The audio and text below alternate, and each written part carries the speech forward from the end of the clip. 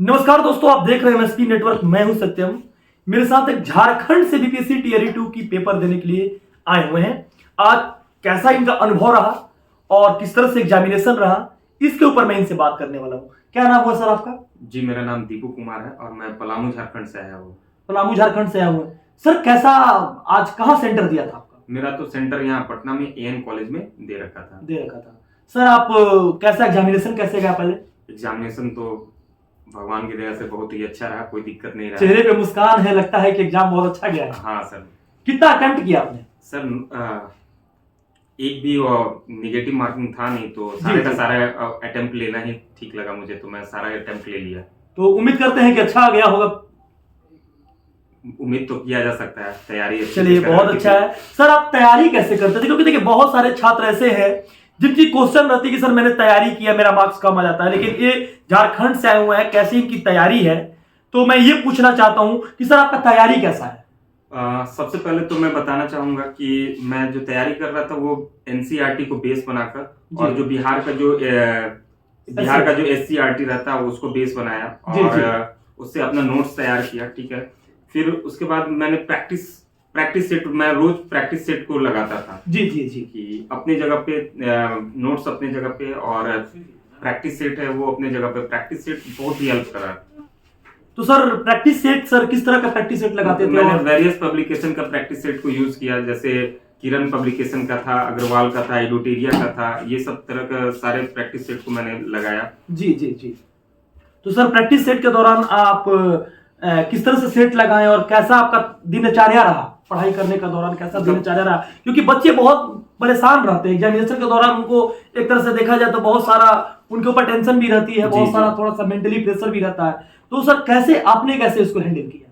Sir सबसे पहले तो मैंने सुबह में मैं पढ़ता था, जो अपना सेल्फ स्टडी जो हुआ किया। फिर उसके बाद एक सेट मैं रेगुलर यूज कर रहा था, रेगुलर बना रहा था। एक सेट में कुछ पब्लिकेशन के बुक थे, उसमें थोड़ा दिक्कत था, उसमें मतलब उसके लैंग्वेज और आंसर का बड़ा प्रॉब्लम हो रहा था। लेकिन दो तीन जो किरण पब्लिकेशन का था वो उसका आंसर बहुत अच्छा से था। जी जी। मतलब उसका क्वेश्चन भी बहुत सारा टैली करा है उससे। जी जी। ठीक है, इडोटेरिया से भी कुछ मैच करा है। जी जी। तो इस तरह से मैंने वो बेस्ट कौन था? किरण पब्लिकेशन, उसका आंसर जो था, उसका एक्सप्लेनेशन था, वो बहुत अच्छे से दिया हुआ था। एक्सप्लेनेशन जो रहता है वो बहुत हेल्पफुल रहता है। जी जी। आप सेट क्या बना रहे हैं, सेट के बाद आप उसका जी। जो रिवाइज करते हो आप, तो उसमें उसका एक्सप्लेनेशन बहुत ही हेल्प करता है। जी जी। तो इस तरह चलिए कांग्रेचुलेशन कहेंगे कि आपका एग्जामिनेशन पहले अच्छा गया। Thank you. और उम्मीद करेंगे आप छात्रों को क्या मैसेज दीजिएगा? पूरे बिहार नहीं, पूरे देश के छात्र देख रहे हैं आपको।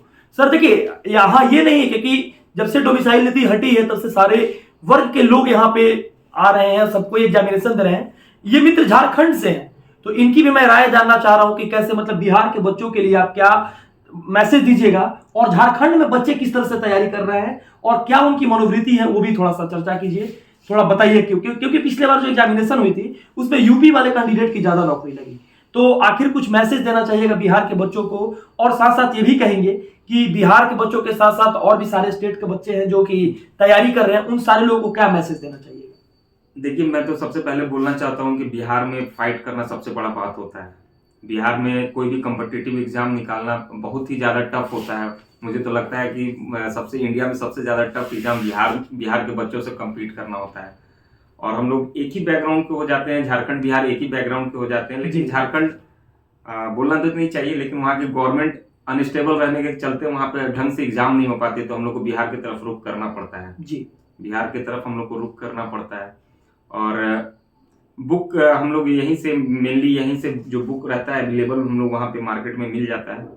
तो रिमोट एरिया है हम लोग का, तो थोड़ा सा दिक्कत होता है। ऑनलाइन बुक मिल पाती है कि नहीं आपकी तरफ? ऑनलाइन बुक मिल जाती है, कोई दिक्कत नहीं रहती। ऑनलाइन भी बुक मिल जाती है, लेकिन लोग ज्यादातर ऑनलाइन नहीं ले पाते हैं, तो लोग मतलब हम लोग मंगवा लेते हैं पटना से, अदर जगह से, कहीं से भी बिहार से लोग मंगवा लेते हैं। मतलब वहां पर बुक की बहुत क्राइसिस है। हाँ, तो अब क्राइसिस नहीं कहा जा सकता है, ऐसा कहा जा सकता है।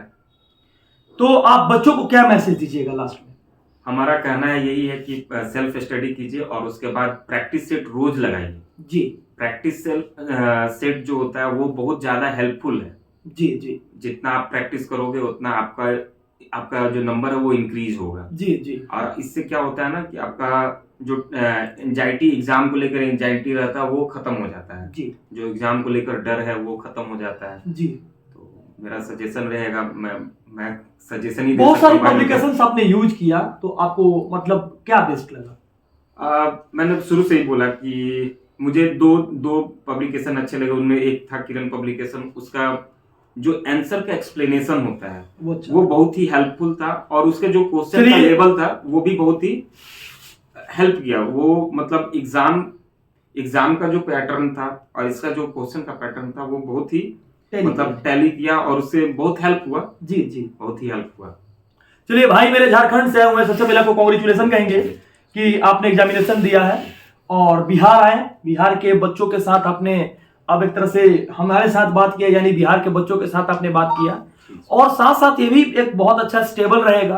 क्योंकि स्टेबल इसलिए रहेगा क्योंकि देखिए, बच्चे जो भी हैं, जो भी ईमानदारी से तैयारी करता है उसकी नौकरी लगती है। मतलब उसका अब आपके तरफ से भी यही अच्छा लगा मुझे कि आपने बताया, बच्चों को मैसेज दिया कि सेट प्रैक्टिस कीजिए, क्वेश्चन बनाइए, तो अच्छा लगा सुनकर। जैसे आपको क्या दिक्कत हो रही है, अपनी कमेंट बॉक्स में अपना राय जरूर दें, और साथ साथ हम कोशिश करें, आप कोशिश करें, हम लोग को समाज अगर विकसित करना है तो हम लोग को ये ऑनेस्टी से मेहनत करना ही पड़ेगा, चाहे वो एग्जामिनेशन शिक्षक का हो, या बीपीएससी एसडीएम का हो, या आईपीएस यूपीएससी का हो, या और किसी भी क्षेत्र का हो। यानी ऑनेस्टी से हम काम करेंगे तो जरूर हमारी सफलता मिलेगी।